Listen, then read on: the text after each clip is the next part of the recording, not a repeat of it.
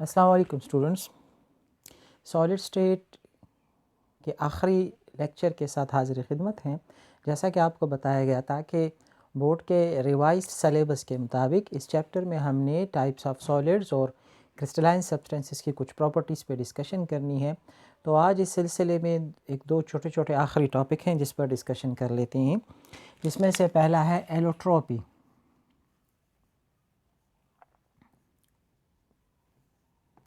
If you remember last time हमारी discussion हुई थी पॉलीमॉर्फिज्म पे। पॉलीमॉर्फिज्म में मैंने आपको बताया था कि existence of a substance in more than one crystalline shape, कि कोई एक चीज़ एक से ज़्यादा क्रिस्टल शेप में एग्जिस्ट करे तो उसको हमने पॉलीमॉर्फिज्म का नाम दिया था। उसी फिनोमेना को यहाँ पे थोड़ा सा चेंज करके डिस्कस कर रहे हैं, एलोट्रोपी। एलोट्रोपी को कुछ इस तरह से डिफ़ाइन करते हैं, the existence of an element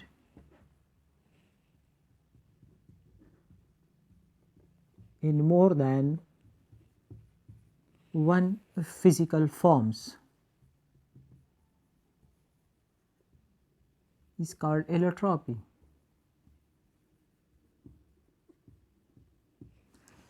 Now you can see it over here कि यहाँ पर मैंने ये नहीं लिखा कि क्रिस्टल फॉर्म में एग्जिस्ट करेगा, नॉन क्रिस्टलाइन फॉर्म में भी एग्जिस्टेंस शो कर सकता है। लेकिन अगर कोई एलिमेंट ऐसा हो जो एक से ज़्यादा फिज़िकल फॉर्म में एग्जिस्टेंस शो करता है तो इस फिनोमेना को एलोट्रोपी बोलते हैं, और वो डिफरेंट फिज़िकल फॉर्म्स आपस में एलोट्रोप्स कहलाते हैं।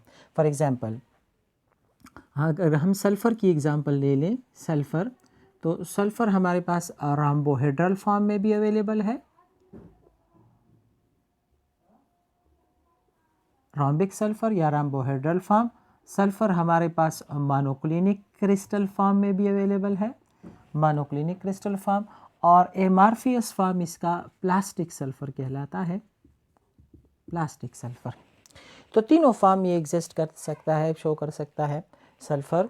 सो ये इसके एलोट्रोपिक फॉर्म्स कहलाते हैं। एलोट्रोपिक फॉर्म्स है सल्फ़र ही तीनों, लेकिन ये क्रिस्टलाइन फॉर्म है और वो एमार्फियस फॉर्म है जो कि एलोट्रोपिक फॉर्म कहलाती हैं। इसी तरह अगर हम डिस्कशन करें कार्बन पे, तो कार्बन हमारे पास मुख्तलिफ नेम्स से अवेलेबल है। फॉर एग्ज़ाम्पल, अगर हम डायमंड ले लें तो डायमंड क्यूबिक क्रिस्टल्स में एग्जिस्ट करता है। अगर हम ग्रेफाइट ले लें, ग्रेफाइट, तो इसके हेक्सागोनल क्रिस्टल बनते हैं। इसके अलावा आपने बकी बाल्स का नाम सुना होगा। बकी बाल्स स्मॉल फुटबॉल लाइक्स क्रिस्टल होते हैं इसके बकी बाल्स। इसी तरह अगर हम ऑक्सीजन पे डिस्कशन करें तो ऑक्सीजन हमारे पास मुख्तलिफ एलोट्रोपिक फॉर्म में अवेलेबल है, जिसमें हम एक दो एटमों वाला ऑक्सीजन O2 का मालिक्यूल डिस्कस करते हैं। डायटोमिक स्टेट में ऑक्सीजन का मालिक्यूल है। इसी तरह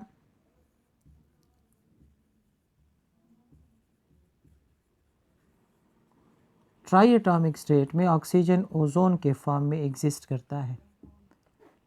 इसको अगर स्ट्रक्चर वाइज स्टडी किया जाए तो ये है O2 का स्ट्रक्चर, और इसका अगर स्ट्रक्चर देखा जाए तो ये है O3 का स्ट्रक्चर। तो ये एलोट्रोपिक फॉर्म्स हैं। तो जब कोई एलिमेंट, सल्फ़र एलिमेंट है, ये एक से ज़्यादा एलोट्रोपिक फॉर्म में अवेलेबल है, कार्बन एक से ज़्यादा एलोट्रोपिक फॉर्म में अवेलेबल है, ऑक्सीजन एक से ज़्यादा एलोट्रोपिक फॉर्म में अवेलेबल है, तो इस फिनोमेना को एलोट्रोपी बोलते हैं। और ये जो डिफरेंट फॉर्म्स हैं इसके, इनको एलोट्रोपिक फॉर्म बोला जाता है। ये आपस में एलोट्रोप्स कहलाते हैं, allotropes. So the existence of an element in more than one physical form is called allotropy.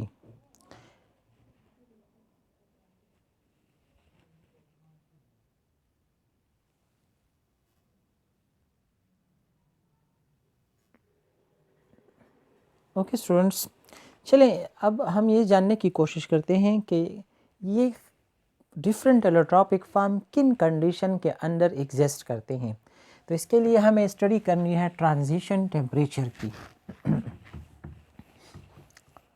हमने कहा कि सल्फ़र है, एग्जिस्ट करता है डिफरेंट क्रिस्टलाइन फॉर्म में, कार्बन डिफरेंट क्रिस्टलाइन फॉर्म में एग्जिस्ट करता है। इसी तरह टिन डिफरेंट क्रिस्टलाइन फॉर्म में एग्जिस्ट करता है। ये किन किन कंडीशन के अंदर एग्जिस्ट करते हैं इन फॉर्म्स में, तो उसके लिए चलो स्टडी कर लेते हैं transition temperature.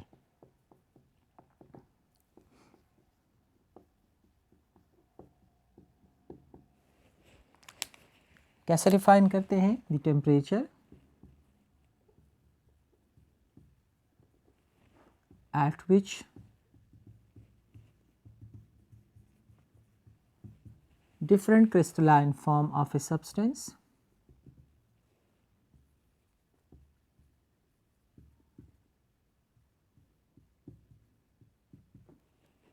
exists in equilibrium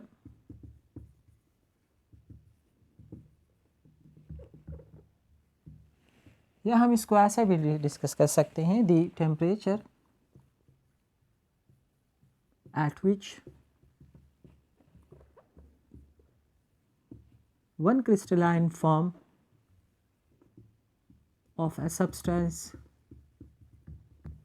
changes into the other।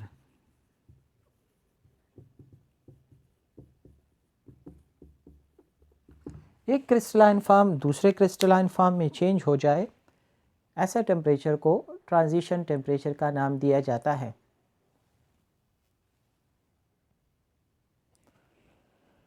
For example अगर सल्फ़र की बात की जाए, सल्फ़र, तो सल्फ़र हमारे पास रोम्बिक फॉर्म में भी अवेलेबल है, रोम्बोहेड्रल रोम्बिक फॉर्म, और सल्फ़र हमारे पास मोनोक्लिनिक फॉर्म में भी अवेलेबल है।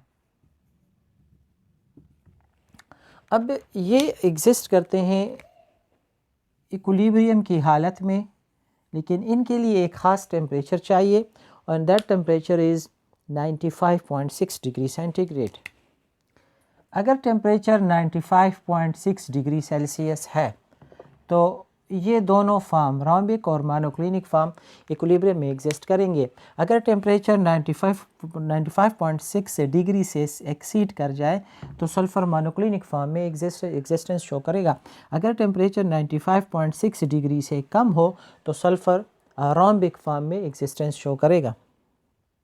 इसी तरह अगर हम टिन को ले लें, इस स्टेनलेस टिन को ले लें, तो टिन हमारे पास दो वेराइटीज़ में एग्जिस्ट कर रहा है।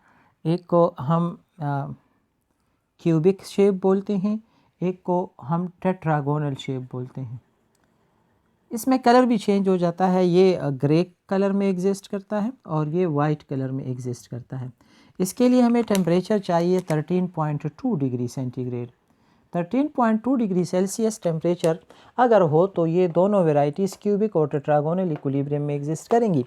लेकिन अगर टेम्परेचर 13.2 डिग्री सेंटीग्रेड से आगे चला जाए तो 10 टेट्रागोनल क्रिस्टल फॉर्म में एग्जिस्ट करेगा, कलर शो करेगा वाइट कलर।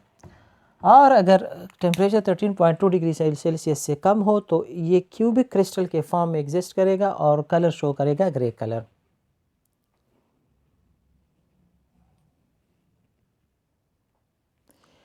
इसी तरह यही transition temperature potassium nitrate substance के लिए भी एग्जिस्ट करता है। पोटेशियम नाइट्रेट हमारे पास दो फॉर्म में एग्जिस्ट करता है,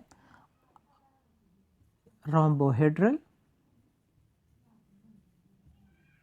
एंड आर्थोरोम्बिक फॉर्म में। टेम्परेचर है इसका ट्रांजिशन टेम्परेचर 128.5 डिग्री सेंटीग्रेड।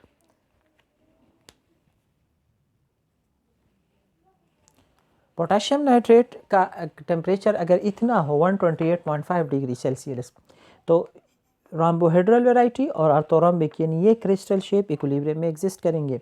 लेकिन अगर पोटेशियम नाइट्रेट का टेम्परेचर इससे कम हो जाए तो फिर रोम्बोहेड्रल क्रिस्टल फॉर्म में एग्जिस्ट करेगा। अगर टेम्परेचर 128.5 डिग्री सेल्सियस से एक्सीड कर जाए तो फिर ये वाली वैरायटी शो करेगा।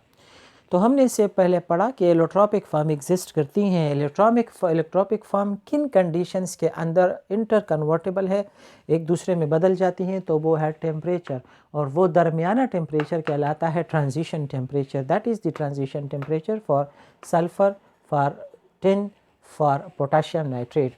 सो the temperature at which different crystalline form of a substance exist in equilibrium are देखो इक्विलिब्रियम में एग्जिस्ट कर रही हैं। Are the temperature at which one crystalline form of a substance changes into the other, एक फॉर्म दूसरे में change हो जाए, that is called transition temperature.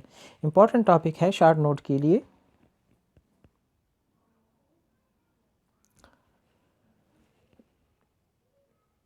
Okay students, यहाँ तक वो टॉपिक थे जो सिलेबस में दिए गए थे, जिनको हमने कवर करना था। सिलेबस वाइज इस चैप्टर में मैंने आपको पढ़ाया कि हमने सॉलिड की इंट्रोडक्शन स्टडी की, हमने सॉलिड के बारे में पढ़ा कि इसकी कौन कौन सी टाइप्स हैं, तो आपको क्रिस्टलाइन सब्सटेंस और एमार्फियस सब्सटेंसेस के बारे में बताया गया, और फिर क्रिस्टलाइन सब्सटेंसेस की प्रॉपर्टीज़ पे डिस्कशन हुई, जिसमें हमने सिमेट्री एक इम्पॉर्टेंट टॉपिक डिस्कस किया, कंसिस्टेंसी या repetition of the crystal faces edges and angles उस पर डिस्कशन हुई। उसके बाद ज्योमेट्रिकल शेप पे, क्लीवेज प्लेन पे, शार्प मेल्टिंग पॉइंट पे, आइसोमॉर्फिज्म, पॉलीमॉर्फिज्म, एलोट्रॉपी और आखिर में ट्रांजिशन टेम्परेचर पर डिस्कशन हुआ। उम्मीद है कि कुछ न कुछ समझ आ गई होगी इन बातों की। सॉलिड स्टेट एक इंटरेस्टिंग सिंपल सा चैप्टर है, याद करने में भी आसान है और टॉपिक भी तकरीबन इसके सारे ही इम्पॉर्टेंट हैं। Okay, wish you all the best. इंशाल्लाह फिर नए चैप्टर के साथ मुलाकात होगी। अल्लाह हाफिज़।